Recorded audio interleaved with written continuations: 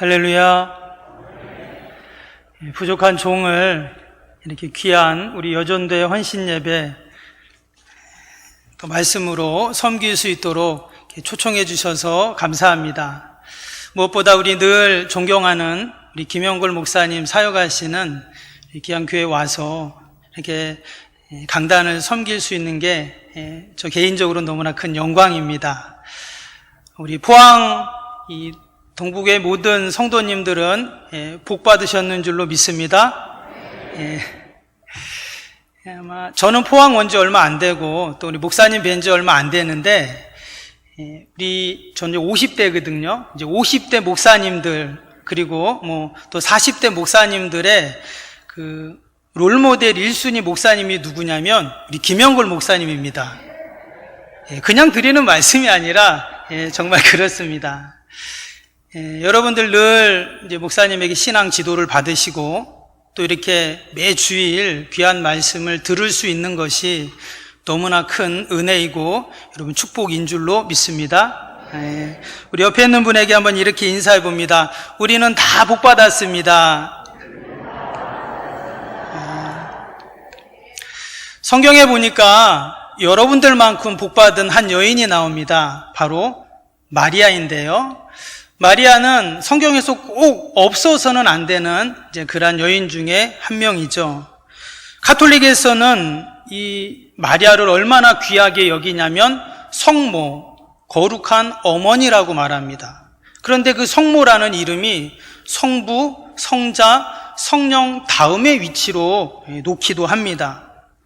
근데 거기에는 우리가 아는 것처럼 성모가 마리아 숭배 사상, 또 마리아 또 승천 사상이 그 안에 담겨 있죠.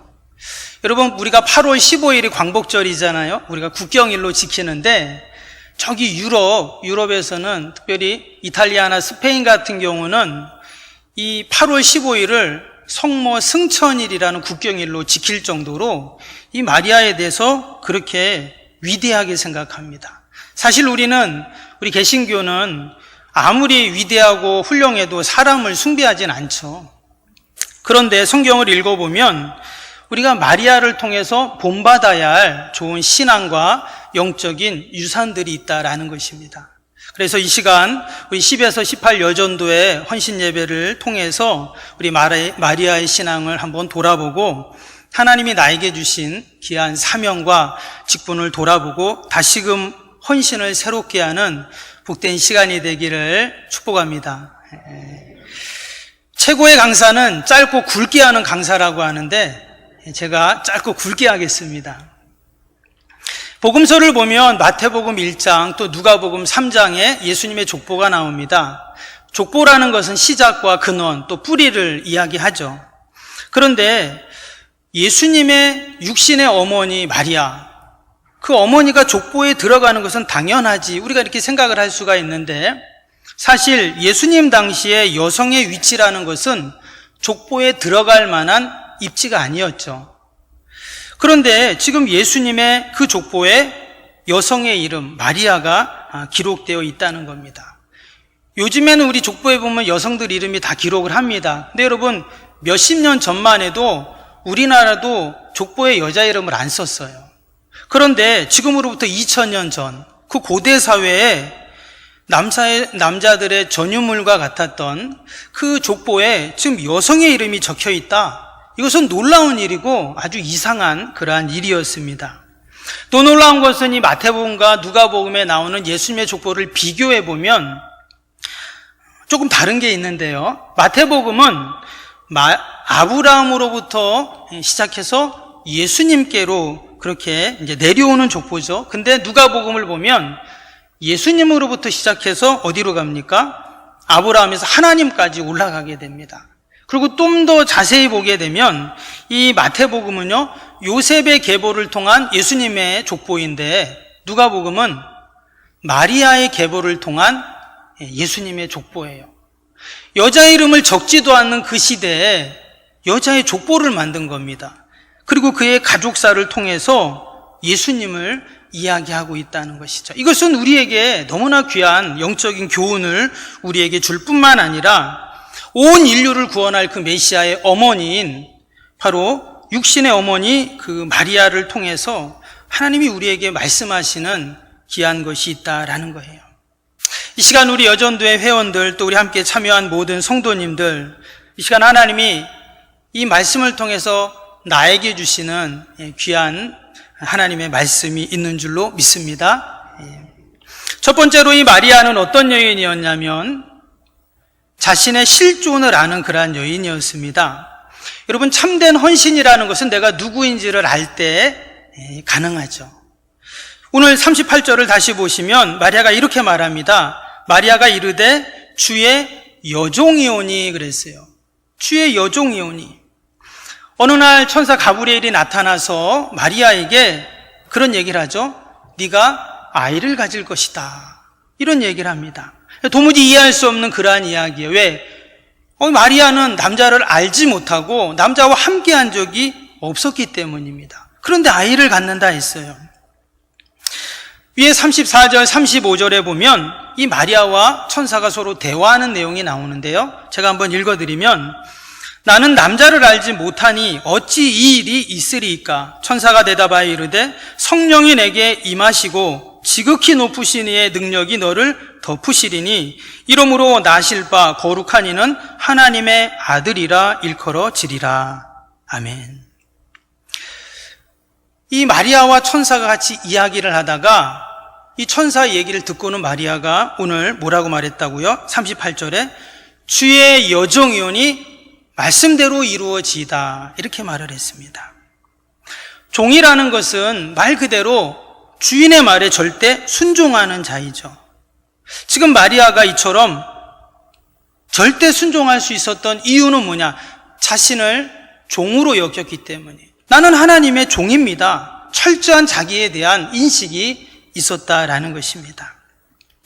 예수님도 하나님의 뜻에 철저히 순종하셨죠. 빌립보서 2장 7절 8절을 보면 오히려 자기를 비어 종의 형체를 가지사 사람들과 같이 되셨고 사람의 모양으로 나타나사 자기를 낮추시고 죽기까지 복종하셨으니 곧 십자가에 죽으심이라. 예수님도 자신을 종이라고 했어요. 종의 형태를 가졌다 말씀하셨어요. 그리고 예수님은 순종을 넘어서 복종했다. 그렇게 성경은 기록을 하고 있습니다.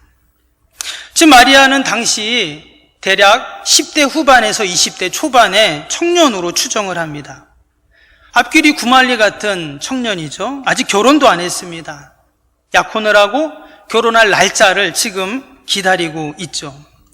세상에 많고 많은 여인들이 있는데 왜 하필 처녀에게, 그것도 결혼 날짜 받아놓은 처녀에게 아이가 생긴다 하는 것입니다. 마치 예수님은 온 인류를 구원할 메시아의 어머니가 되기에 부족함이 없는 그 마리아를 마치 시험이라도 하듯 그가 자기 인식을 하는지 겸손한지 순종한지를 지금 확인하고 계시다라는 거예요. 이 고백 이후에, 이 결정 이후에 마리아의 그 삶이라는 건 뻔하죠. 그럼에도 불구하고 마리아는 순종합니다. 예수님처럼 순종하고, 아니 지금 복종을 하고 있다는 거예요. 여러분, 세상에서 순종과 복종을 우리가 찾을 수가 있습니까? 특별히 지금의 시대를 보면 여러분, 세상에서 도무지 우리는 순종을 보기가 어렵습니다. 마치 순종은 이제 책에 나오는 그냥 좋은 미덕으로 그렇게 여길 뿐이에요. 지금 순종하는 사람들은 마치 바보처럼 여깁니다. 그런데 오늘 이 마리아는 어땠냐면 하나님의 말씀이라면 전적으로 순종하고 있어요. 하나님은 이처럼 순종하는 자를 기뻐하십니다. 오늘 49절에 보니까 이렇게 말씀이 나와요. 능하신 이가 큰 일을 내게 행하셨으니 그래요. 여기서 내게는 마리아죠. 전능하신 하나님이 내게 큰 일을 행하셨다 이렇게 말했어요. 영어 성경을 보면 이 큰 일이라는 게 마이티 원이라고 되어 있습니다. 마이티라는 뜻은 그레이트를 넘어서 위대하고 웅장하고 거대한 그런 뜻이죠. 그래서 하나님이 나에게 그런 어마어마한 일을 행하신다라는 거예요. 왜? 바로 그는 순종의 여인이었기 때문에 그런 것입니다. 원래 이 마리아는 그런 여인이 아니죠. 마리아는 원래 그 이름만 봐도 평범한 여인입니다. 당시에 이 마리아라는 이름을 가진 여인들이 성경에도 보면 많이 나오잖아요. 그 말은 그냥 평범하다 이런 뜻이에요.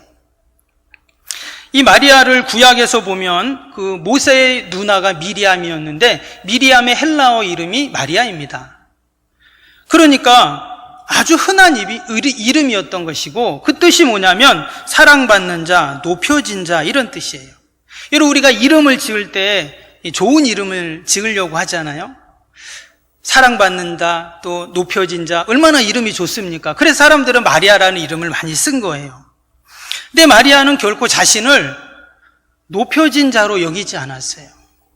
마리아는 자신을 비천한 여종이라고 그렇게 불렀습니다. 그러니까 자기의 자신에 대해서 너무나 철저하게 그렇게 인식하고 있었던 것이죠. 실제로 그는 내세울 게 아무것도 없어요.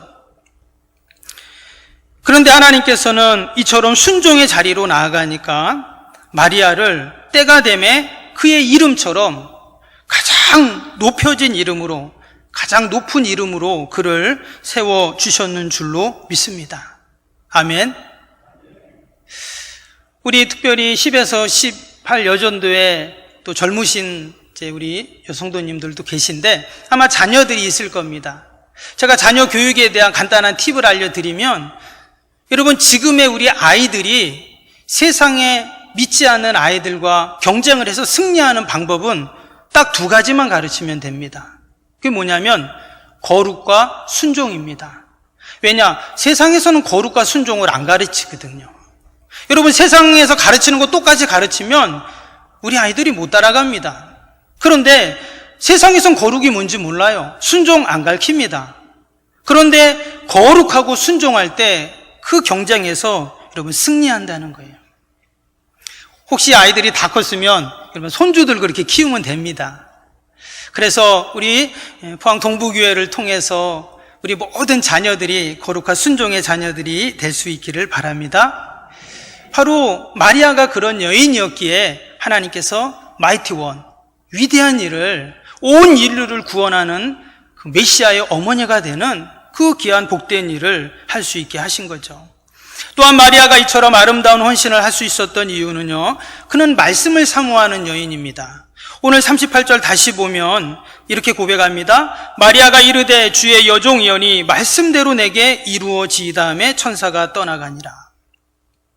마리아가 지금 천사하고 이야기하다가 이 천사가 마리아에게 쭉 그 수태고지에 대한 이야기를 하죠. 네가 아이를 가질 거다, 또 그 아이는 누구다, 그런 이야기를 쭉 합니다. 근데 사실 마리아 입장에서 보면 어때요? 그걸 믿을 수가 없어요. 남자도 모르는데, 아니 내가 처녀인데 그것도 하나님의 아들을 갖는다. 놀라운 일이죠. 놀랄 일입니다. 그래서 34절에 보면 어찌하여 저에게 이런 일이 있으리까? 놀라게 돼요. 그때 천사가 37절에 이렇게 말합니다. 대저 하나님의 말씀은 능하지 못하심이 없느니라. 이 모든 일들이 말씀의 역사라는 거예요. 사람의 또 세상적인 방법으로는 불가능하죠. 처녀가 아이를 갖고 하나님의 아들을 갖는다. 있을 수 없는 일입니다. 근데 말씀의 역사로는 가능하다는 거예요. 그 이야기를 듣고 마리아가 지금 뭐라고 한 겁니까? 38절에 그럼 말씀대로 이루어지이다. 하나님 말씀의 역사라면 말씀대로 이루어지게 하옵소서. 자신의 경험과 이성과 일반적인 이해로는 도무지 이해할 수 없지만 말씀의 역사라면 아멘 한 것입니다. 여러분 이 강단에서 말씀이 선포될 때마다 우리가 아멘으로 받을 수 있기를 바랍니다. 그럴 때 거기에 말씀의 역사가 나타나죠.